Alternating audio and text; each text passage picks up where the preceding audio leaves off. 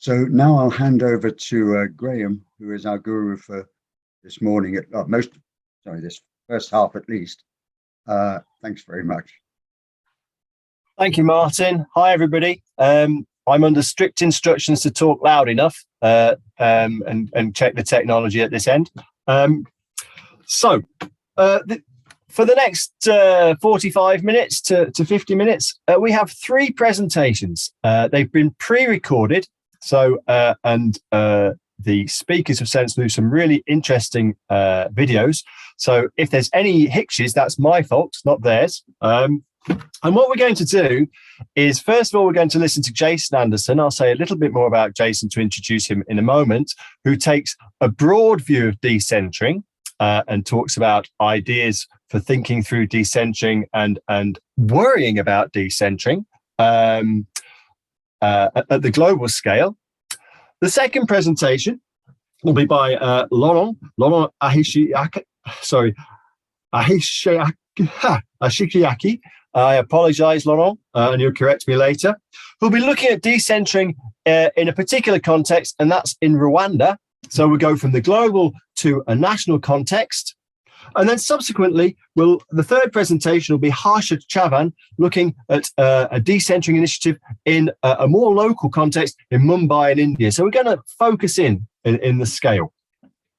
The presentations will be through my screen share. So I'll sort that out in a moment. So the first presentation is, as you'll have seen in the program, by Jason Anderson, Decentering ELT Research, Alternatives to Center-Disseminated Best Practice Models.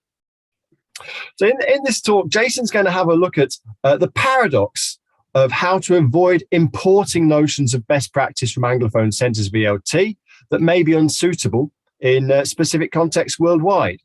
And he'll say much more about this in his presentation. I know many of you will know Jason and Jason's work, but he's a multiple award-winning teacher educator, an author, an educational consultant, a researcher. I don't know how he fits it all in.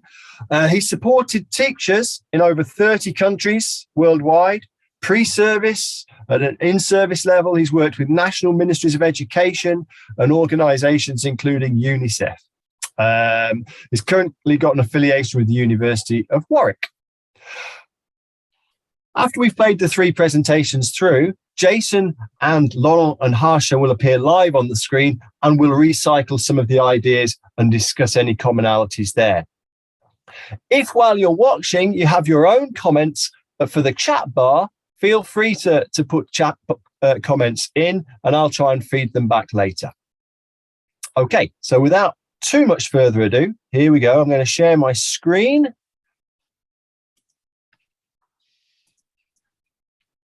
Then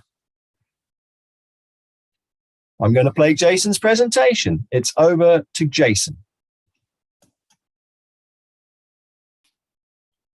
My name is Jason Anderson, and this brief presentation is my contribution to the Decentering ELT conference, and I've called it Decentering ELT Research, Alternatives to Center-Disseminated Best Practice Models. This presentation will address a paradox that often undermines efforts to improve teaching quality in ELT around the world, how we can avoid importing notions of best practice uncritically from the Anglophone centres of ELT that may be unsuitable in specific contexts worldwide. But first, a little background to this issue, to this narrative, the story so far. Many of you will be aware of this background, but for those who aren't, it may be useful. Quite a large number of authors over the last 3 or more even decades have argued that notions of best practice in ELT, particularly methodology, but also understandings of what constitutes a good teacher, what constitutes an appropriate curriculum, appropriate relationships in the classroom, and so on, have historically been disseminated from what we might call the ELT centres, to borrow Robert Ferguson's term, to other national and local contexts.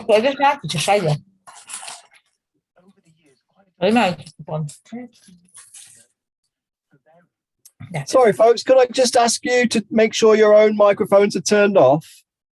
Thanks a lot. Back to Jason. Various reasons.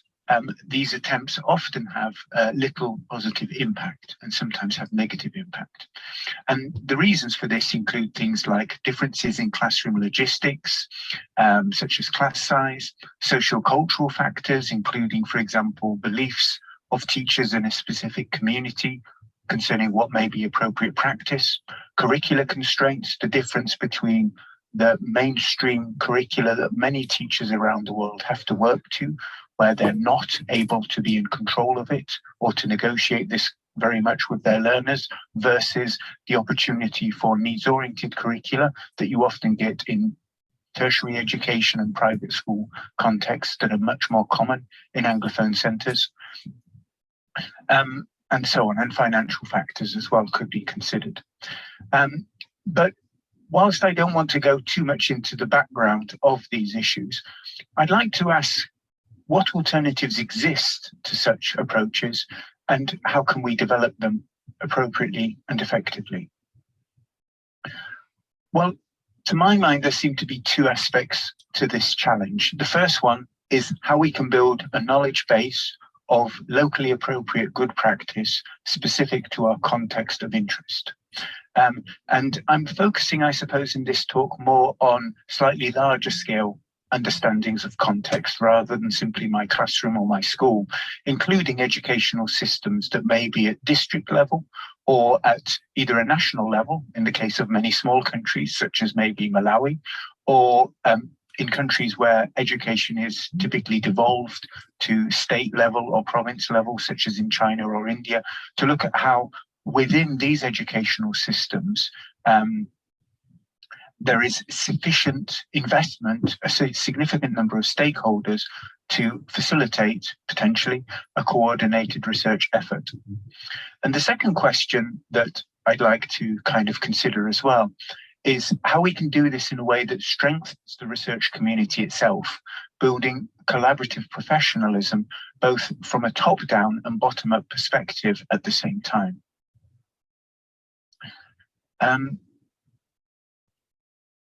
And I've used this term collaborative professionalism, borrowed it from the work of Michael Fullan, who is a world-leading expert in the educational change field for his work in many countries worldwide in implementing it. For Michael Fullan, collaborative professionalism is a key ingredient in implementing change or improvement in any educational system. He defines it as a commitment from professionals at all levels of the education system to work together and to share knowledge, skills, and experience to improve student achievement and well-being. And you can see the image on the right-hand side of the slide there, which shows some of the elements in his model. And both of the sources I've quoted here are freely available online. The 2018 source is a talk that he gives on this issue. And I believe that the same principles of collaborative professionalism can be applied in developing coherent approaches to conducting research within such a community. And I've called this collaborative inquiry for the purposes of this talk. I'm sure the term is not original and exists, I know, in a few other models and approaches. So first of all, it can be noted that if we are interested in developing collaborative inquiry, there are a number of sources of potential research evidence that we can draw upon that are likely to be useful for this. First of all, there is in any education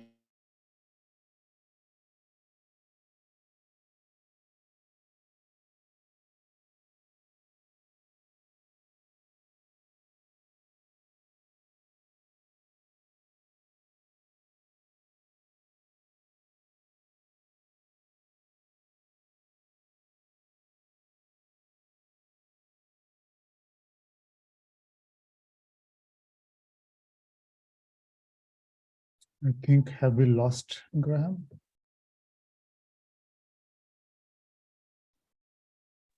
Yes, seems so. The screen is frozen. No, Graham is there. Video seems to have paused. Mm-hmm. Graham is with us, but he's up. I'm readmitting him now. Apologies, everyone. I think he's been thrown out. Apologies, everybody. I'm back now. Can you hear me? Yeah. Yeah. Yes. Okay. Sorry about that, everybody. I paused Jason's presentation. I will go back to share screen. Apologies to you also, Jason, for I don't know what happened. My broadband is what happened. Here we go. Oh, I need Debbie. Can you give me the rights to share the screen?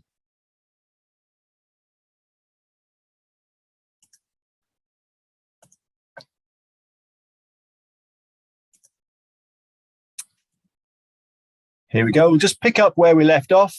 Back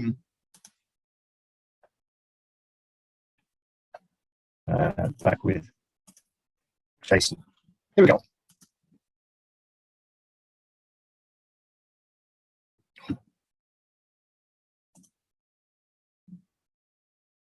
Graham, I think we've missed a bit of it. I think when we lost you was different to when you may recognize you were lost. Did you get to this screen, Jason? Yeah. We were, just roughly. I just meant, that will do fine. Thank you. I'll go from here. Thank you. For this. First of all, there is, in any educational context, a large amount of research being conducted at any time. This includes things like teacher research projects, such as teacher action research, exploratory action research, exploratory practice, all of these in language teaching. But there's also things like studies by research students, such as PhD studies and MPhil studies that are conducted under the supervision of university departments. Those departments are also exist alongside the education departments in ministries of education, both nationally and on subnational levels, all of which themselves are involved in and are capable of conducting useful research. And indeed, I'm sure that all of these do conduct such research in their local context. But the question I would like to ask here is, how much effort is there to coordinate research or summarize findings systematically? How much, for example, interaction is there between local universities and the local ministries or departments of education to ensure that what they do is contributing towards goals of developing locally appropriate good practice?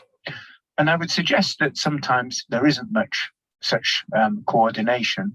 And indeed, what coordination does exist sometimes doesn't work very well because of different agendas.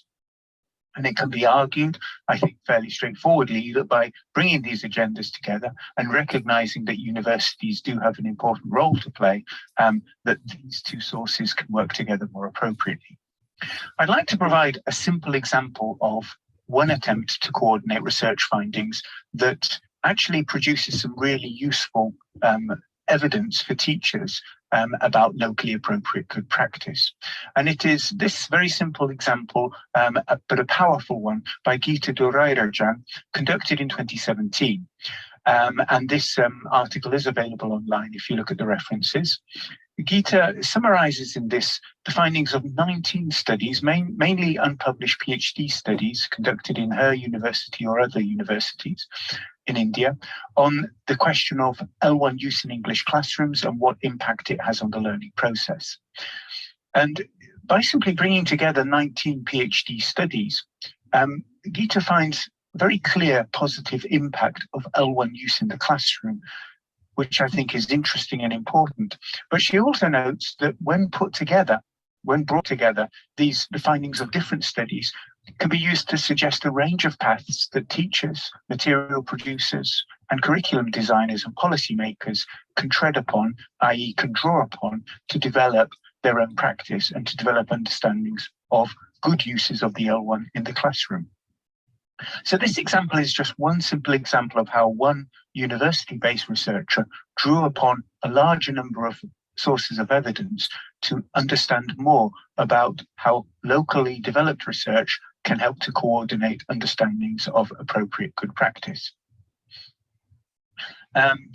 I'd also like to suggest that there are other sources of research evidence that sometimes are underexploited, and one of them is one which I personally am very interested in because it was the source of the subject of my own PhD research. is to look at the question of teacher expertise. I would argue that imported practices, so-called exogenous from outside, often fail to embed, i.e. to take on, to catch on, for reasons of feasibility, appropriacy, and sustainability. Those three factors, I think, are always key. And therefore, rather than attempting to identify practices from outside our community, I believe it's a much better idea to identify extant effective practices already working in our context. And this is something which Harishakiye in his PhD research also did. But in my case, I would argue that expert teachers are a really important factor here. They exist in all educational systems, and there's some examples there from some of my own research, yet they're almost entirely neglected in the search for appropriate good practice for reasons that, in this quote, Pryor et al. Note that we need to seek out these examples, to theorize them, and to make them available as a resource for teacher education and policy making. And in my own research, I argue that often we overlook these because of the mistaken assumption that teacher expertise does not exist in outside the kind of the more privileged contexts, higher income contexts of the global north. But interestingly, if you even look at the Global Teacher Prize, over half of the winners of it come from countries which would typically be classified in the global south, depending on how you define that term. So there we go. An example of a kind of research that I would be useful in contributing towards the goal that I'm arguing for. I'd now like to present a model that brings these elements together, what we might call a coordinated collaborative inquiry model. I've color-coded it according to the four elements involved: the community, the research that it conducts, the findings of these research, and the outcome that we're aiming for, which here I've described as locally developed understandings of appropriate good practice, i.e. Good teaching that is situated in our own context. The community itself, you can see there from the element on the left of the model, the blue element, includes, of course, teachers. It includes expert teachers who may be identified from within the community, as per the expertise literature recommends. Graduate researchers and professional and academic researchers, both those based at universities and those based in educational departments and ministries of education. And we might also include in that NGOs, development partners such as in ELT, the British Council being a key example. All of these different elements of the community can conduct research, and this is an important part of what I've called the coordinated collaborative inquiry model. There's of course the practitioner research projects of teachers, which themselves, if the effort is coordinated in some systematic way, can contribute to a database of findings of practitioner research projects. To give one example, in Bangladesh, all primary teachers are expected to conduct some kind of research project as part of their pre-service qualification. And these projects aren't necessarily brought together systematically to notice what are the typical findings of these. And when brought together, I think these can contribute both directly to locally developed understandings of good practice and also to another element in this framework, the large-scale studies that themselves, for example, meta-summaries, meta-analyses, and for qualitative research, meta-syntheses, that themselves can constitute more rigorous research findings, which may be conducted by professional and academic researchers who have more specific expertise in this area, that can produce some really useful findings for the intended outcome. I've also included in here teacher expertise studies, which can contribute to what I've called an expert teacher prototype, i.e. a model of what the expert teacher studies in a given context seem to be saying constitutes appropriate good practice for expert teachers. And these can also be summarized through large-scale studies or even experimental studies by looking at some of these practices and subjecting them to more empirical research to find out whether they're actually effective, whether they have the required input on, for example, measures of learning or measures of student well-being in the classroom.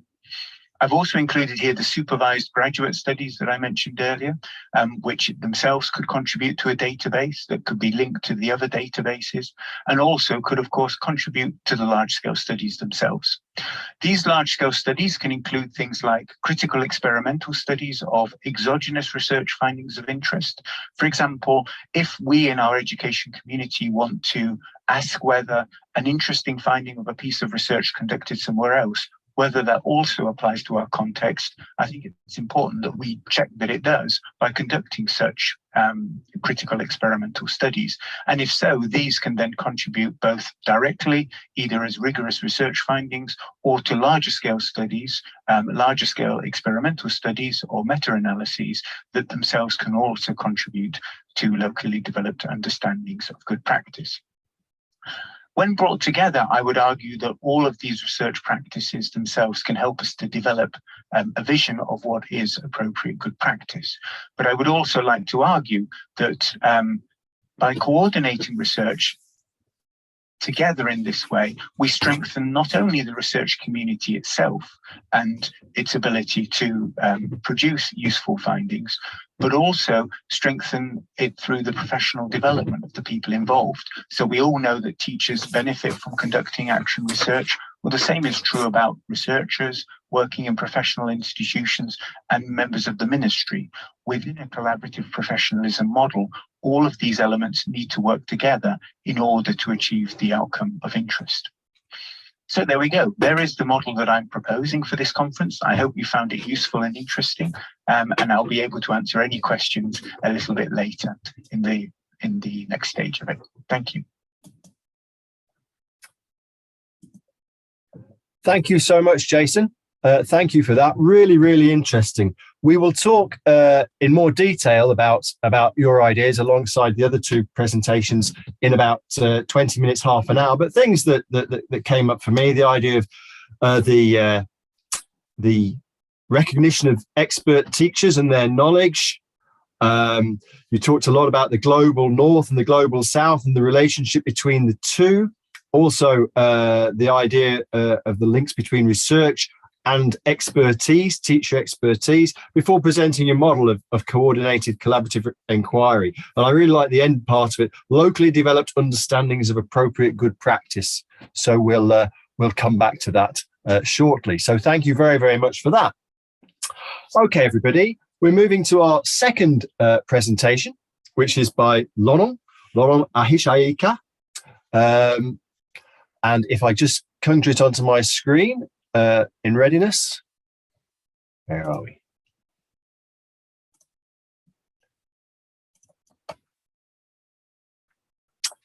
Okay, so Laurent, having taken Jason's sort of global model of thinking through decentering, what we're going to do now is have a look at a particular context, which is Rwanda with Laurent.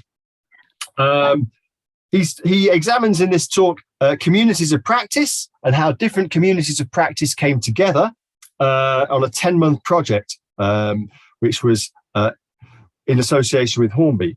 The project engaged over 100 language teachers from 5 communities of practice to use insider expertise.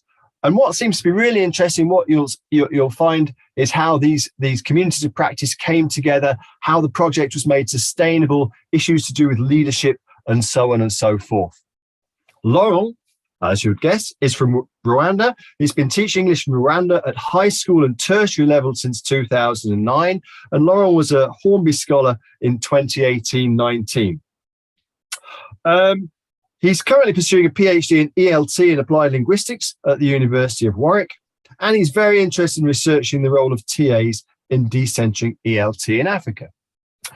Okay, so I'll share my screen, I'll play the video, and hopefully Zoom will be kind and not throw me out again. Here we go.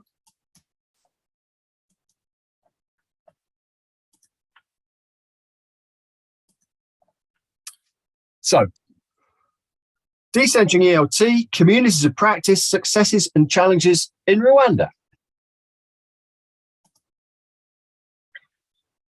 Hello, my name is Laurent Ahishakiye, and I'm going to be the presenter for the next 15 minutes. I will be talking about success stories we've had of decentering activities in COPs in Rwanda. And before I start, maybe for the people who we met for the first time, who is Laurent, Laurent, I'm a Rwandan. I'm from Rwanda. I'm an English teacher. I've been teaching for about 14 years, teaching English. I'm a member of the Association of Teachers of English, ATER, and also a Hobby Scholar 2018-2019, and currently I'm a research student at Warwick University. I came back, that's when I did my MA, where I did my MA, and I came back. Yeah, that's me in just short. Then our presentation is going to have these 4 or 5 elements. The first one will be about a brief background of the ELT, and then I will take you through the centering activities we've had last year, and these were in a project on be sponsored, and I will talk about the impact the project has had, challenges we've had, then there will be time for questions. Without delay, let's start with the first one, a brief background of ELT in Rwanda. Those who may not know, Rwanda was colonized by Belgium, and as a legacy of the colonies, the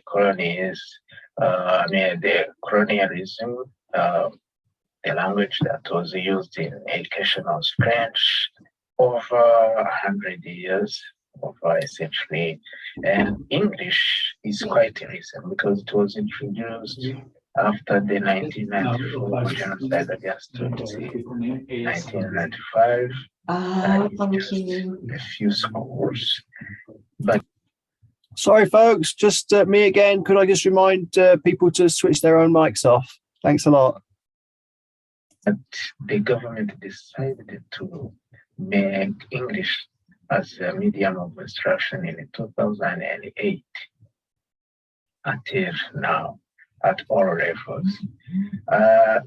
In 2008, that's when the idea of starting an association of teachers arose, and the association got a legal status in 2011.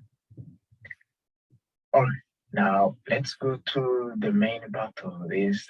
These are decentering activities I'm going to talk about, and these are from a project that was sponsored, like I said, sponsored by UNICEF 2021 and 2022 to enhance the work of COPs in professional development of the members, teachers.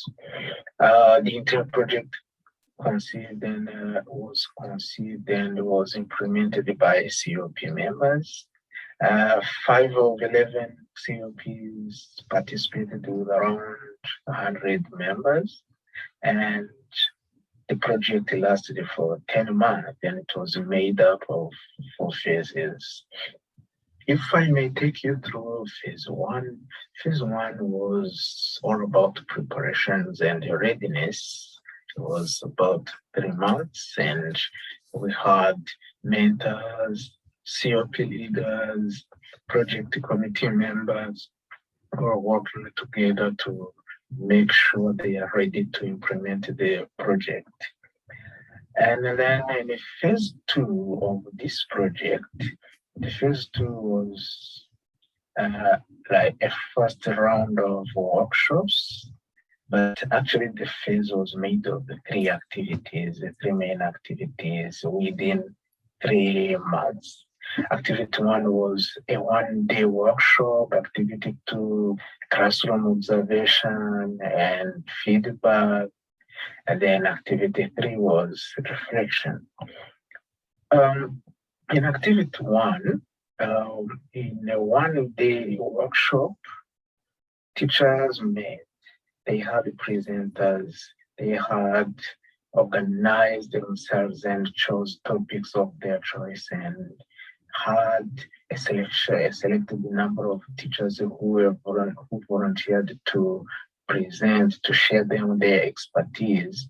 And they met here, for instance, you have examples of teachers in a classroom, in the workshop, learning how to teaching this through games.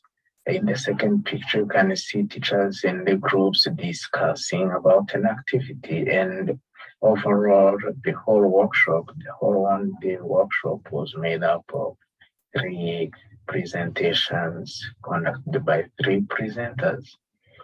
Then after the workshop, there came an activity to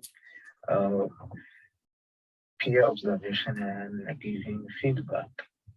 Again, in this activity, teachers from this workshop, every teacher who participated, they had the homework to choose one classroom tip that they felt interesting, they wanted to try. They had never tried in their classroom and they wanted to try in their teaching. Then in this activity, then teachers went back in their classroom in their everyday teaching and they had to teach using the tip. They had to have invited one of the colleagues, a COP member, who could attend their class and observe and see how they are practicing the tip, the teaching tip, and get feedback. Have a post-observation meeting a bit later and talk about it with comments and give a constructive feedback. Then, after the 2 activities, at the end of the phase, there came an activity 3 reflection where all members of the COP met in their everyday meeting venue and reflected on the previous activities. And it was their opportunity again to plan for the following phase after looking at the successes, challenges they've had, and everything. Then they planned for the next phase, which was phase 2. Then phase 3, I mean. Then in phase 3, as you can see, phase 3, it's the same structure. It has the same structure as phase 2. The only difference was the topics to be presented and the presenters. Otherwise, the form, the design is the same, was the same. It was also expected to be 3 months, but you can see it took only 1 month for the reason I will mention later. At the end of the project, then it was closed by phase 4 in the COP conference, a 1-day conference that took place on October 13th, 2022, and it took place in Kigali. The 5 COPs participated in the project had selected the delegates or representatives to represent them in the conference. The 6 COPs that didn't participate in the project as well were invited, and they also invited other teachers and other stakeholders, of course. And then they met in Kigali, they shared the experiences from the project. Now let's talk about the impact this project has had on the wider community. This, in a questionnaire we circulated, COP members testified to have developed presentation skills and confidence because they were able to outline, prepare, present during the conference and workshops. This is a skill that was new for some of the teachers. They were able to practice new skills new teaching tips they had never tried. And you see examples here like hot seat, speed dating, chalk talk, pen in the middle, exit tickets, and so on. Teachers also practiced peer observation and giving receiving feedback, which was actually reserved for the administration in the performance of the teachers. So it was not a familiar thing for teachers. And so many of them, it was their first time to do this and they enjoyed it. And another impact that we've had, this project had, was that the 6 remaining COPs were inspired. They applied for the same project and they submitted it to Wallaby. They wanted. Now, today, they are in the middle of doing it. Another impact this had on the community was that non-COP members who attended also enjoyed, they were excited, and at the end, some months later, they started a new COP, which was a great achievement. So hope to have more. Yeah. Then the impact on the association, we can see that some centers were decentered, and this is the purpose we had. For instance, teacher autonomy and ownership was developed through this project because teachers were able to autonomously and confidently organize their workshops and other activities without relying fully on the association leadership. There were no more top leadership monopoly. The domination of the top leadership wasn't there, and this nurtured and empowered more volunteers because the extended committee was involved. More women were involved as well because, for instance, in 11 presenters we had in the conference, 5 of them were women, and the chair of the committee organizing the conference was a woman. That was actually the first time we had such a number of women involved in the activities of the association. Of course, we are celebrating all these achievements, the impact this project has had, but there are some challenges that we are still struggling to solve. One of them is the cultural dependence, and this, I believe, is really linked to the previous activities, previous CPD programs that teachers have participated, organized by either the Ministry of Education or other agencies like British Council, US Embassy, that used to provide money and materials and everything. Then teachers were just there to receive.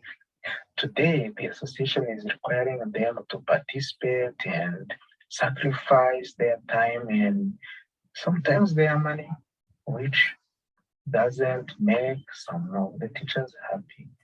And this affects their confidence because, if you are given materials, when will you produce yours? If decisions are made at another level, when will you make your own? Membership, again, is affected by not being interested because some people will ask you, how much, if you're asking me to attend this conference or this meeting, how much are you going to give me? Yeah. Another challenge we struggled with was the number of the membership that was not stable. Because, for instance, we had planned for 125 teachers, but only 95 fully participated in the project. Others, maybe, were affected by either this dependence or they were not interested or we can't give for them enough reasons. And then another challenge that we struggled was contextual. It was linked to the context because, for instance, the Ministry of Education timetable affected our project because the timetable, for instance, the third phase of the project was supposed to be 3 months, but it took place only 1 month because the schools are delayed to reopen. There have also been local government activities like population census, elections. All these teachers were taken as volunteers and they didn't have time to participate in the project. Another challenge is low female participation. Even if we enjoy, we are celebrating that we had more women, but overall the number of women participating in the association is still low. Thank you very much for listening, and I'm ready to give more clarifications for something that might be of relevance for you. Thank you very much. Okay. Thank you so much, Laurent. It was just such a wonderful talk to see from the start of a project, all the phases of the project coming through. Sorry, I put my video on. All the phases of the project coming through, the preparation, through the workshops, the reflection, the second cycle, and then the evaluation of the impact as well was really, really fascinating. The idea, that you had teachers starting to engage in peer observation that would help their development. I really like the idea that 5 communities of practice were in the project you described, and then the other 6 later thought, oh, we like that, and they then put in their application. So many things for us to pick up on, and we will do that as mentioned earlier alongside Jason and Harsha in a few minutes. So thank you so much. Really, really interesting. So then, everybody, this takes us to the final presentation of these 3. I'm just currently up on my screen. So this is a presentation by Harsha Chavan, who's based in India. The presentation title is Creating and Sustaining Effective Professional Learning Communities in the School Context. So, as I said right at the beginning, Jason provided us with a model and a way of thinking about decentering. Laurent has provided us with a national context, and we're now coming down to a regional context, focusing on schools. The talk and the abstract, to pick a few points out, the talk explains the effectiveness of creating and sustaining a professional learning community in a school context in the Mumbai region. It's called the Mumbai English Teachers Club. And the purpose of the project was to enhance teachers' English language skills. And it draws on a mixed method study, the survey data, and an experimental study involving professional learning community. Harsha is a teacher, a trainer, and an ELT practitioner. She's an MA in TESOL TEFL from the University of Bedfordshire, and more than 20 years in the UK, and more than 20 years experience in educating and developing children. She's a Teaching English to Young Learners Board of Study member of the Maharashtra State Textbook Bureau, and has published more than 35 articles and designed and developed teaching and learning materials to support online education. So we're going to see the same again. Hopefully my technology will last. It's Harsha's presentation, Creating and Sustaining Effective Professional Learning Community in the School Context. And I shall share my screen. Hopefully you can see that. And here we go. After this, all 3 presenters and myself will have a panel discussion. And at that point, I'll also be able to open the chat and see your own comments as well. Here we go. Hello, everyone. I am Harsha Chavan from Mumbai. Welcome to second Decentering ELT conference, exploring new opportunities. It gives me immense pleasure to talk with you on a wonderful study.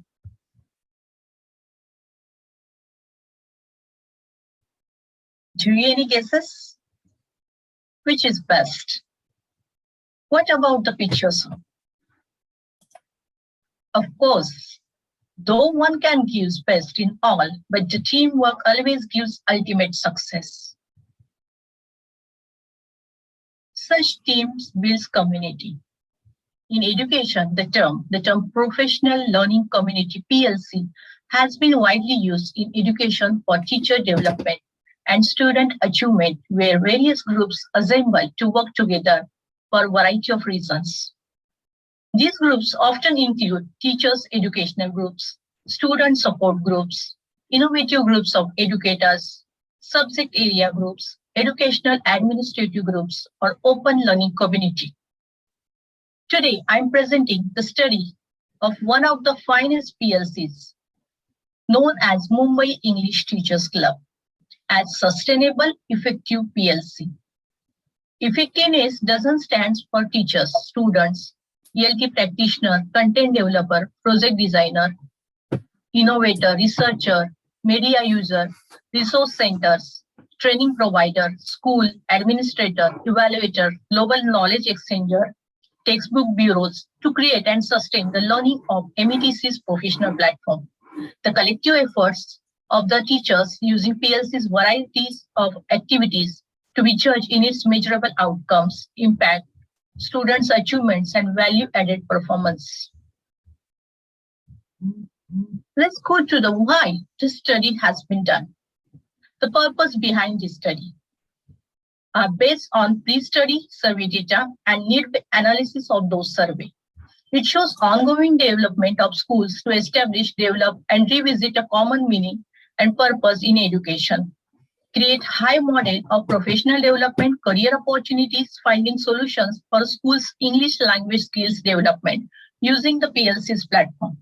Collaboration, collective leadership development, engaging learners in fruitful learning, classroom teaching, language skills development, shared teaching practices, finding resources for students, language development solutions, addressing issues and problems, open discussions with global practitioners, value-added performance after effective implementation of professional learning community in Mumbai region. The question that guides this case study is how does schools from Mumbai regions become a sustainable professional learning community? For this, the study utilizes a variety of framework as it has multiple dimensions in its implementation areas. Following central and state policies to address the issue of schools' continuous development and framework has been designed. The first area to be studied, what are professional learning communities and how they perform in this direction. The theoretical framework for the study was based on language constructivism theories, then leadership theories, andragogy theories relating to the professional development, which encompasses a community of learners for improving teaching and student learning, shared learning environment, language acquisition, and its effective implementation. As you know that the schools were facing the problem of how to teach English language in blended mode during the COVID and after the COVID situation as well.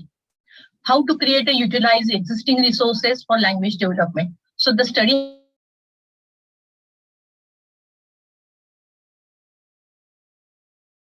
has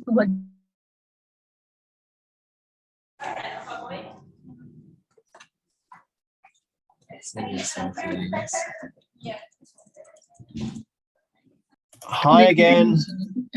Apologies. Great. Same again for me, I'm afraid. Harsha, if you could just tell me whether I'm going to restart this. Yeah, from here. From here, is this okay? Yeah, that's okay. Apologies again. Apologies. That's Here we fine. go. Thank you.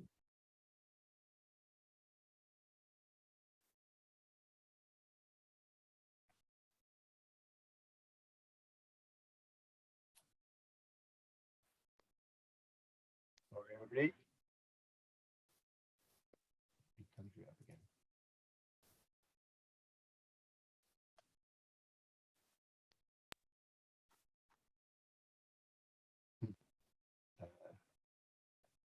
Sorry, folks.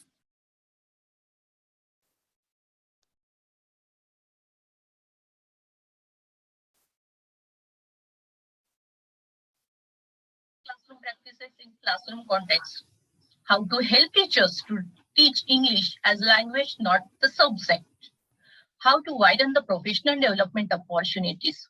So understanding these things, this study was designed as mixed method study, conducted in 2 phases, correlational study of survey data on schools and descriptive study where effort was made the level of professional learning community in the form of METC. And this study explored through 5 stages of methods: a literature review, a questionnaire survey, METC's role as effective PLC, case studies, and impact review and future plans. The literature review led to the framework in its implementation area to analyze the effectiveness and sustainability of METC in school contexts. The broad aims behind this review is to identify models and characteristics of effective professional learning communities, identifying different perspectives of METCs as effective professional learning communities, understanding the correlation between the schools and the learning community, analyzing the impact study for future plans of the METC. So following this structure, the review has gone with some questions. What are the professional learning communities? When it gets recognized? What makes the professional learning communities effective? What process should METC do to develop as effective and sustainable learning communities? What should be the key areas to make METC as effective English language professional community? So understanding this, the questionnaire survey has been designed to know the focus group and piloted the model of METC. It has 3 parts: opinions about professional learning community and their perceptions, data collection survey for METC's need as professional learning community, expectations of schools from METC as effective professional learning community. So the survey had been undertaken in Mumbai region's all 7 districts. As we consider Mumbai region, so there we should understand that what exactly it included. So it included 7 districts: Mumbai, Mumbai Suburban, Thane, Raigad, Palghar, Ratnagiri, and Sindhudurga, where we conducted this survey for nursery, primary, upper primary, secondary, and higher secondary schools. To emerging need of PLCs recognized through the findings of the data analysis of the survey, which helps METC to develop as effective professional learning community. For this role, METC's role has been effectively designed and work collaboratively with some characteristics that work attain high levels of student achievement for English language development. The school leaders played a critical role in transforming their schools as a PLC. They provide the foundation to each and everyone from the schools by providing goals and direction underpinned by shared mission, vision, and outcomes. To their objectives, provided schools proper structure and process to build the environment. So the survey provided very rich data, which was the snapshot of Mumbai region schools. Through online survey, qualitative and quantitative data were collected. Teachers, educators, students, head teachers, professors, support staff, parents, educational officers, district training institutes participated in the survey, and district-wise report received by district training institutes, which helps METC to plan the activities of English language development. As we believe that requirements about the professional learning community is based on the survey result, but it is more focused on the qualitative data, not the quantitative data. So moreover, this information provides valuable data to determine how it supported schools to sustain for English language development. When we go for the future plans, from initiation to implementation to institutionalization or sustainability, some schools take 2 steps forward, 1 step back. Some move along in their efforts at a steady pace with seem to stall, never really reculturing, and others beat the odds and persist. So the study directly put impact on the teachers, students, schools, and indirect impact on the education stakeholders. According to that, we can realize that what exactly the characteristics which build such a effective and well-planned structure community. For this, we can help with these characteristics. As you can see, wide range of PLC model, broad vision with embedded values, team building, collective responsibility, collaboration, creativity, research and innovations, professional development model, individual and group learning model for students, then schools capacity building ICT use, social media. So this is very important thing for building the PLC. To underline these things in exploring how effective professional learning communities are created, developed, and sustained, it is important to consider factors that influence this process by influencing schools' capacity for change and development. For example, time conflict, low trust towards the fellow teachers, conflict with teachers' progression, underestimating teachers. Sometimes it happens, and PLC affected because of things that sometimes teachers get demotivated. But when we have to think about the sustainability and effectiveness, the most important thing is that team building and the trust. So failure to appreciate stakeholders' efforts again impact and influence the PLC's development.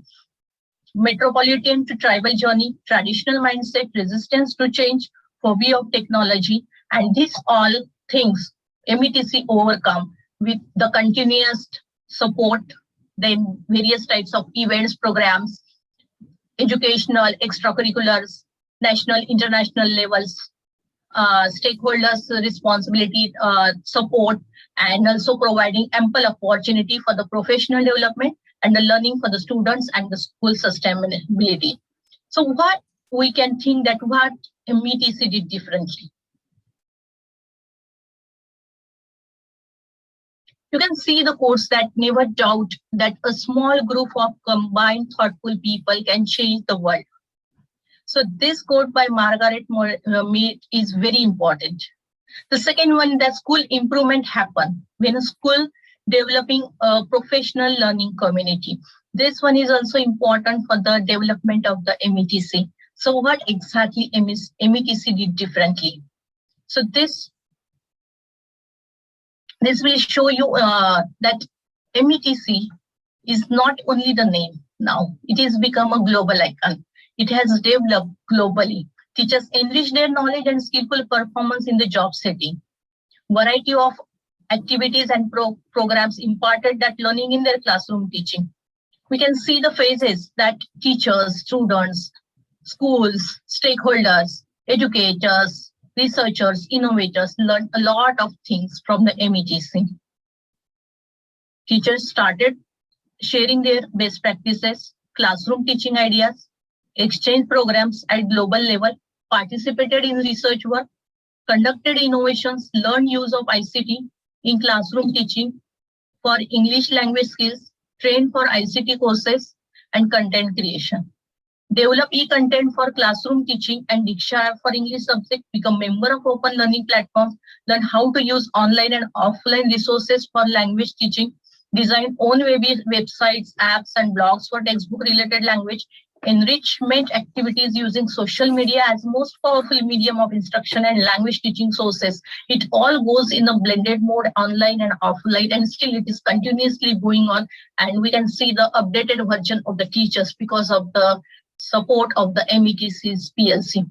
Completed various MOOCs through METC's provided sources. Teachers adopted METC's professional learning community. Some got the scholarships to go for the abroad to study and to develop themselves in a professional way.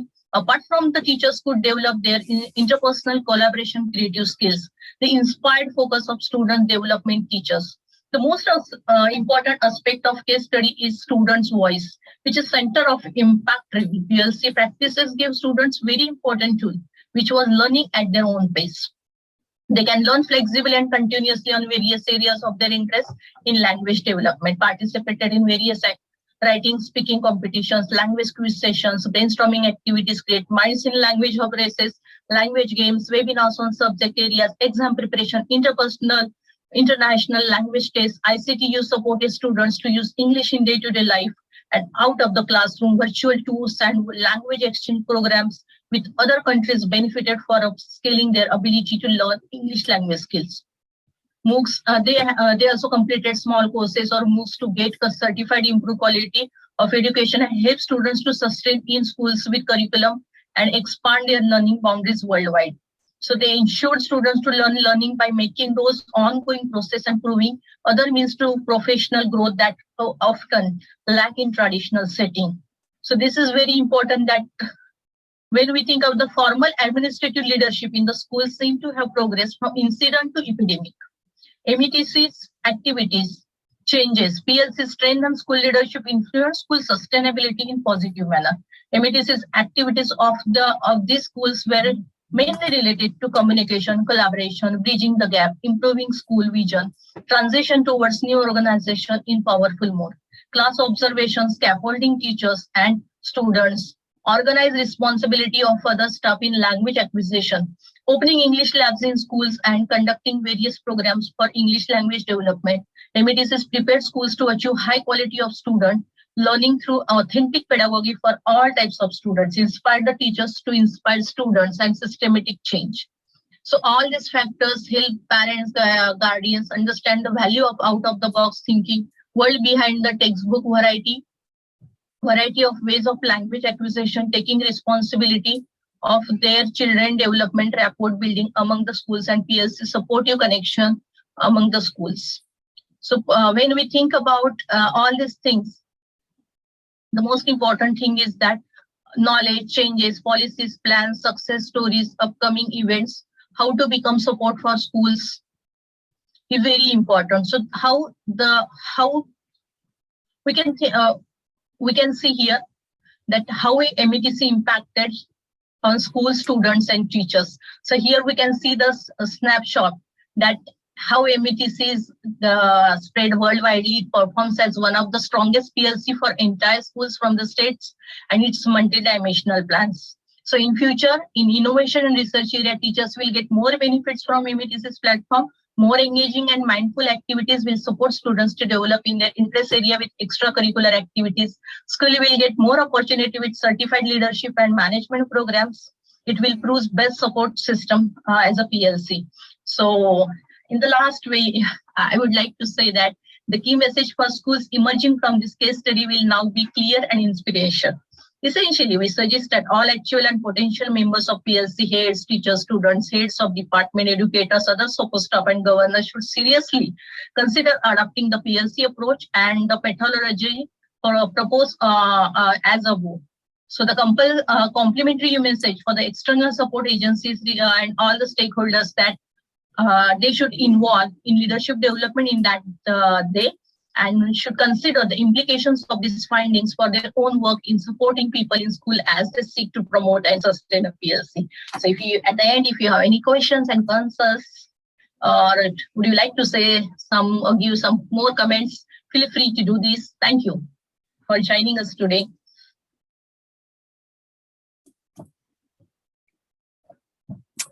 And thank you, Harsha, for another wonderful talk.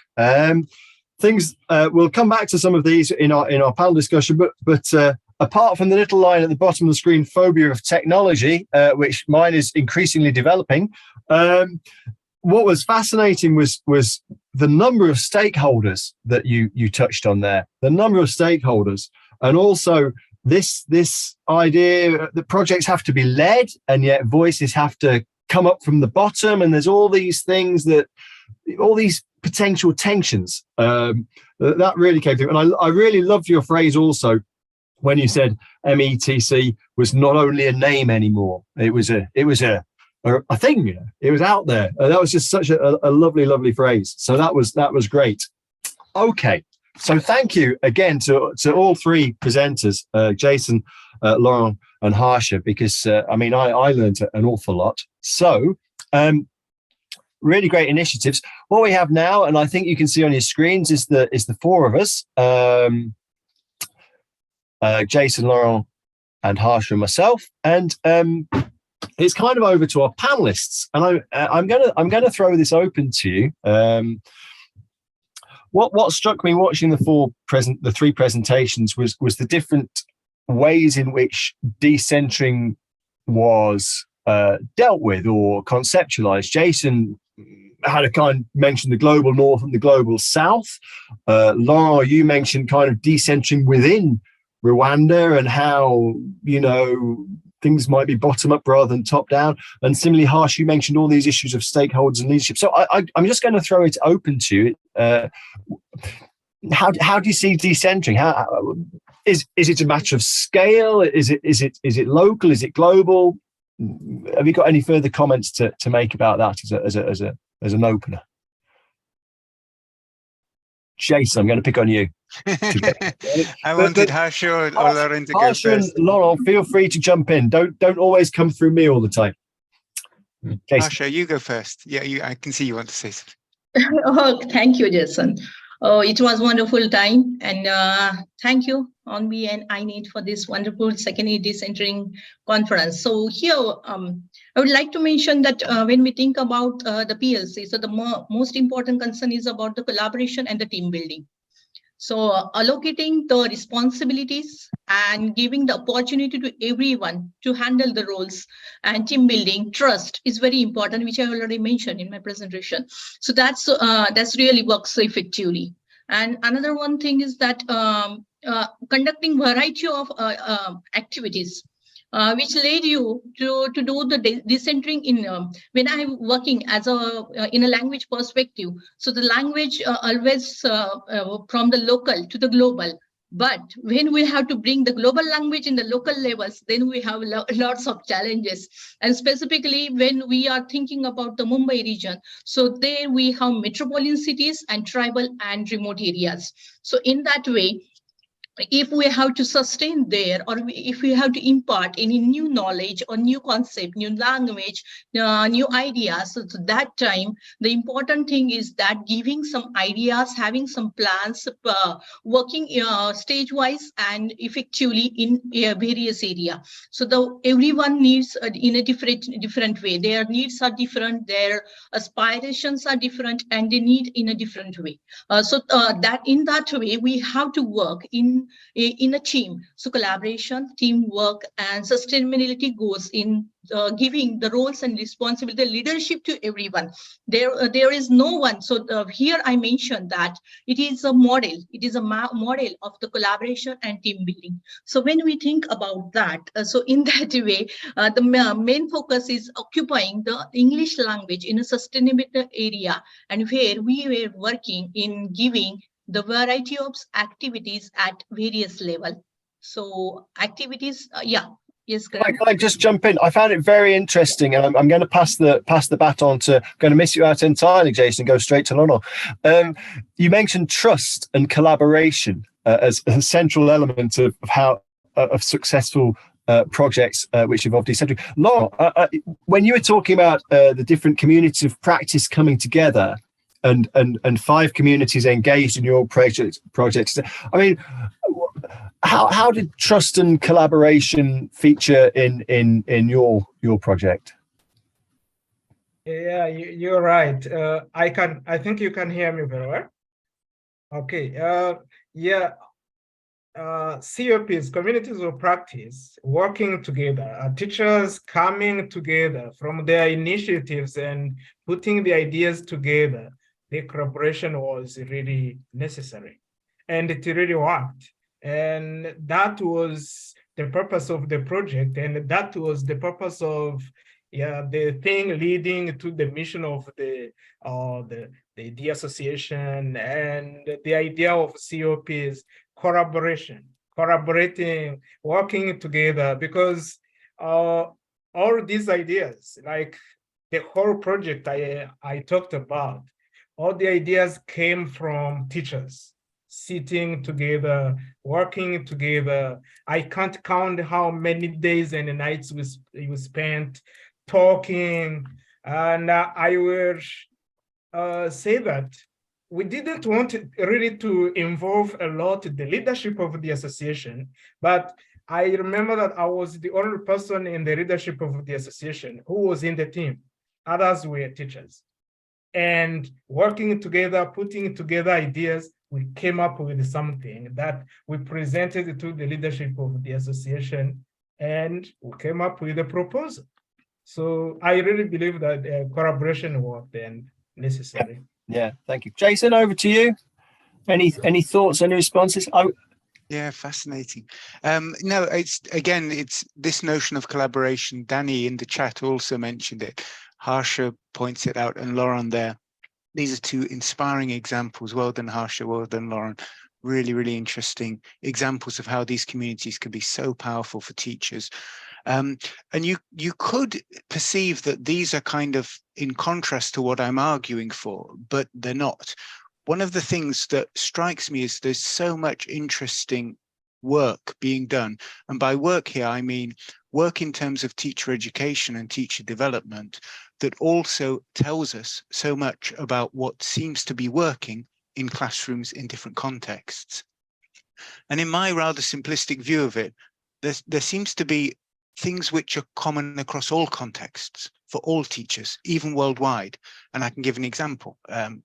The teacher expertise and effectiveness research always highlights the importance of teachers who care as being an absolute universal to quality teaching. Teachers need to care about their learners and about their progression to be good teachers.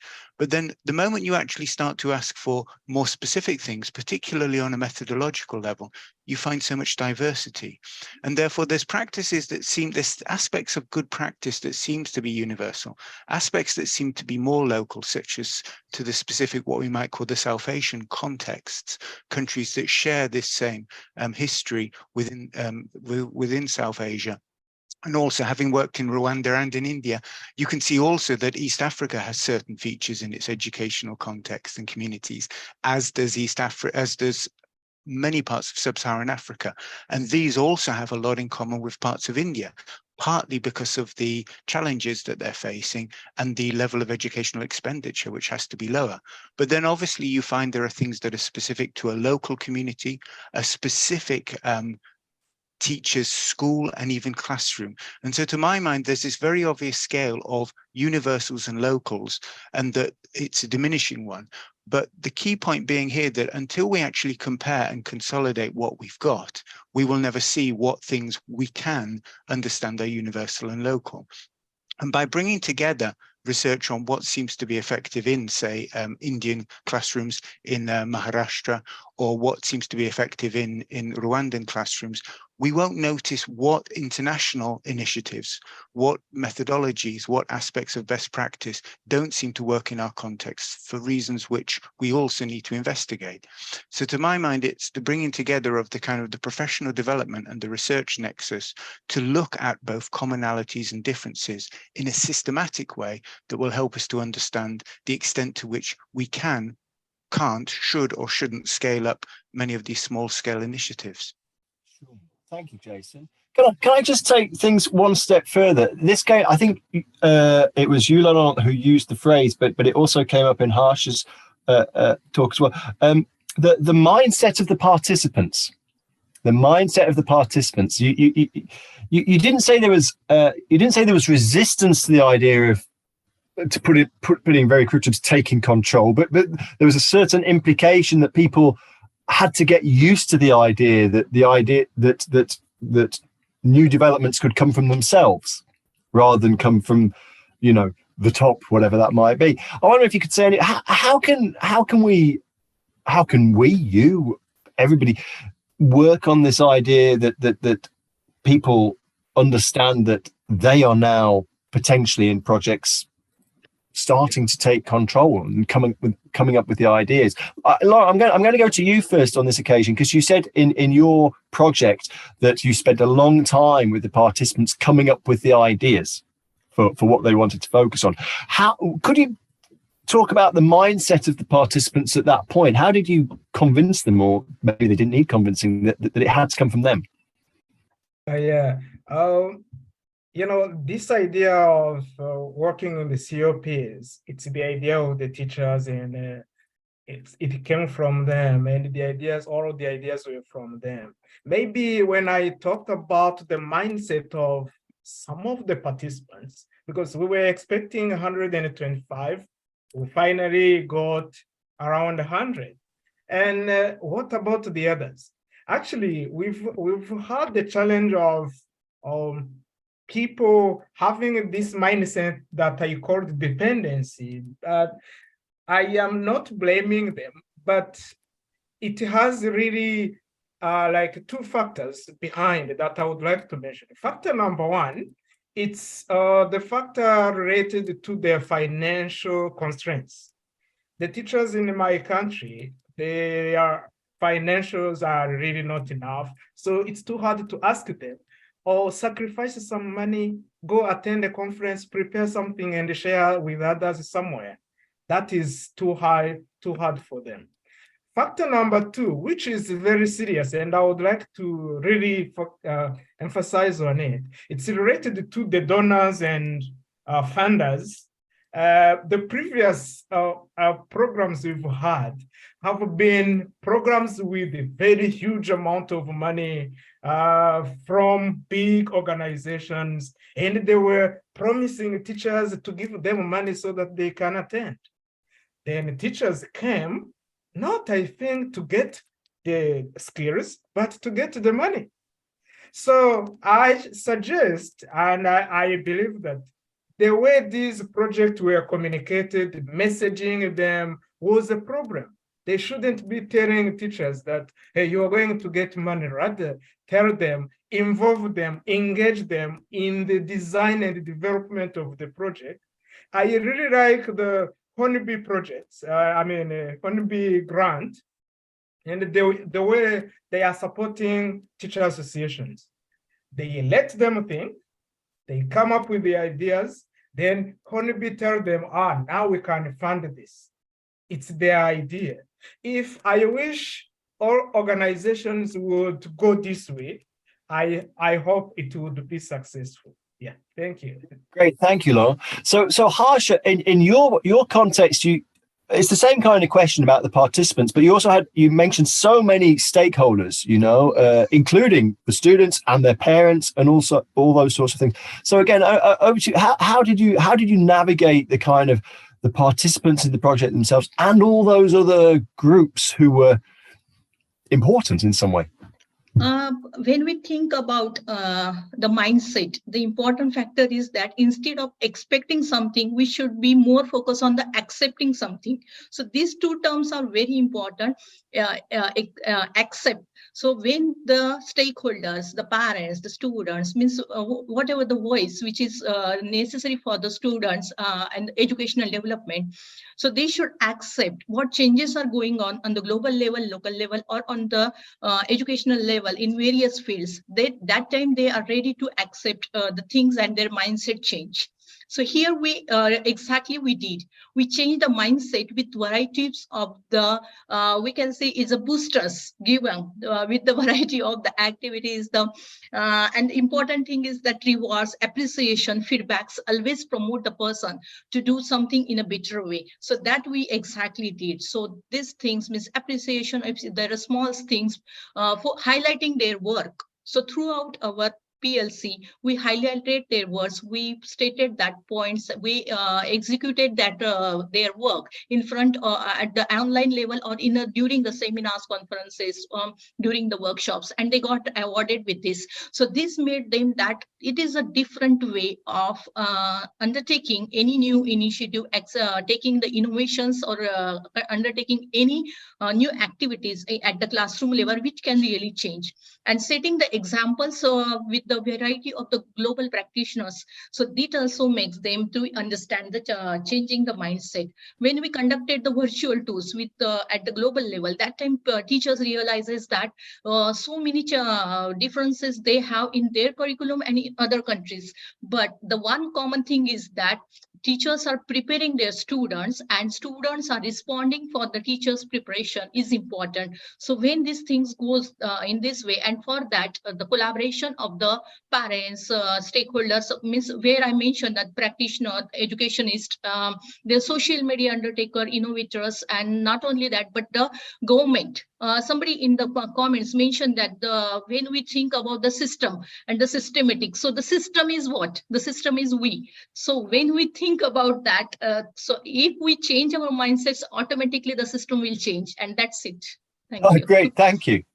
And Jason, if part of your presentation was talking about fundamentally different sources of information, different sources of research through which we could develop appropriate local understandings, but as we kind of know, different types of research, or whatever we want to call it, are valued in different ways, which is a kind of mindset issue. I mean, you referred to the importance of expert teachers, but then you had all, and how they need to be recognized. But then you had different sources of info, from great big publications and systematic reviews through to action research. So I wonder if there's anything to do with kind of mindsets or ways of thinking and seeing about different types of valuing different types of knowledge in the kind of things you were putting forward.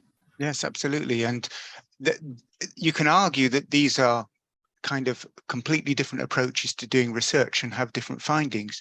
What I argue is that when completely different approaches come upon the same finding, then that tells us something really, really important. It is the ultimate type of triangulation.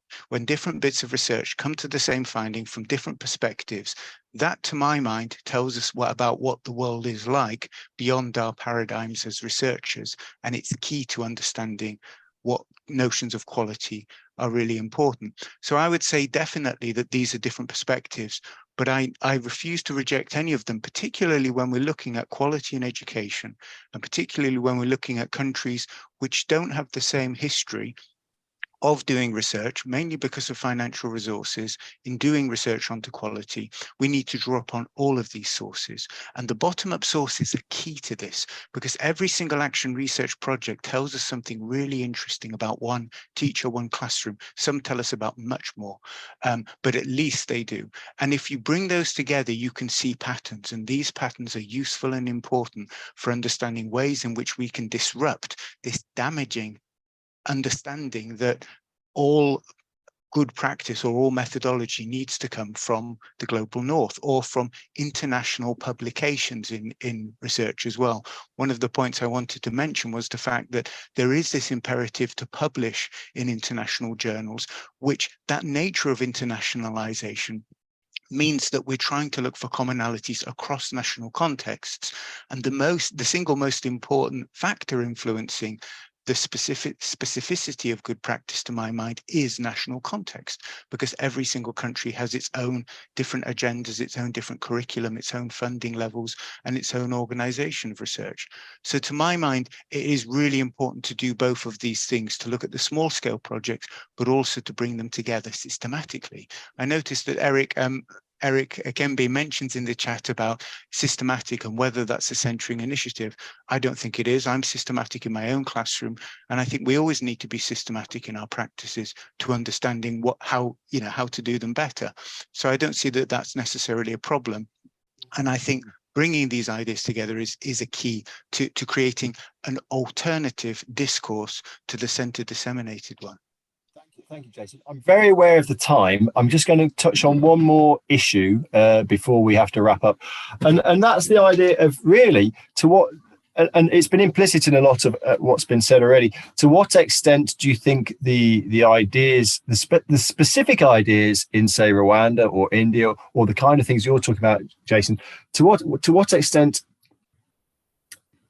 can they be generalized to other contexts, or can the findings or can the ideas be utilized elsewhere? I guess I'm just throwing out that kind of idea of the local to the universally, or not quite universally applicable. How can people take from the local and to their own context? Is it realistic to think about and do that? Do you, for example, Harsha and Laurent, do you think your approach is replicable or reproducible somewhere else? I just throw that out for a quick last comment before we have to wrap up, unfortunately. I'm going to go to Harsha. Okay. This idea can be generalized at any level. Already we have lots of PLCs globally. In every country we can see. For example, today we are connected with the Hornby and INIT. So idea is already implemented. We have variety of us. Even we are. So here I would like to mention that this model is connected with not only with the stakeholders, but it is connected with the other PLC model also. So this is the generalization of the idea. So when we think about the generalization, the things that we are, teachers are already connected with various of educational WhatsApp group, or some innovations or various types of entertainment groups also teachers have. And even they are doing some research work throughout the WhatsApp group. They have community, they have their local level community. So already ideas are generalizing at various levels.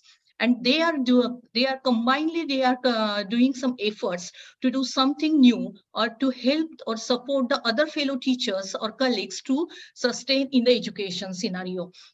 So this is called like the generalization of our PLCs. So everywhere is going on, but the only thing is the how, where, and in what way it should be done. So we are guiding in that way, that we are setting the example that how in a zero budget, yeah, it's an important thing, that budget is very important. So in zero budget also you can support and sustain in the school context or in a global context as well. So this is very important. I'm aware of the time. Thanks for that. That's really great. Laurent, over to you. Any thoughts about this issue? The idea of COPs and the collaboration of teachers in communities of practice is irreplicable. I'm aware that DR Congo is doing the same. In Uganda, they have it. In Tanzania, they have communities of practice. So this idea, teachers bringing up their own ideas, their voices, their initiatives, is really possible, because I have realized that the teachers are willing to do so. You just need to guide them.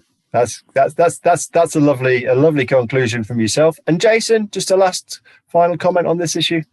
Yes, I think I'd agree with Laurent and Harsha there on both those points. And that it's interesting in the chat, we're continuing the discussion about system and systemic. I just want to respond to that. Educational systems exist whether we want to influence, whether we aim to influence them directly or not. And the stakeholders in educational systems don't read small-scale qualitative research. They simply don't. They look at large-scale projects. They look at quantitative research. They look at that kind of stuff. And if we want to compete with the stuff that's influencing key stakeholders in their attempts to propagate top-down education, we need to pool all of these resources, pool all of this expertise, and look at what is important in that as an alternative to the top-down center disseminated methodologies. Thank you. Fantastic. Folks, we could go on for hours, couldn't we? There's so much to say. Jason, Harsha, and Laurent have so many ideas which are so interesting to me. I've learned so much. So I'm just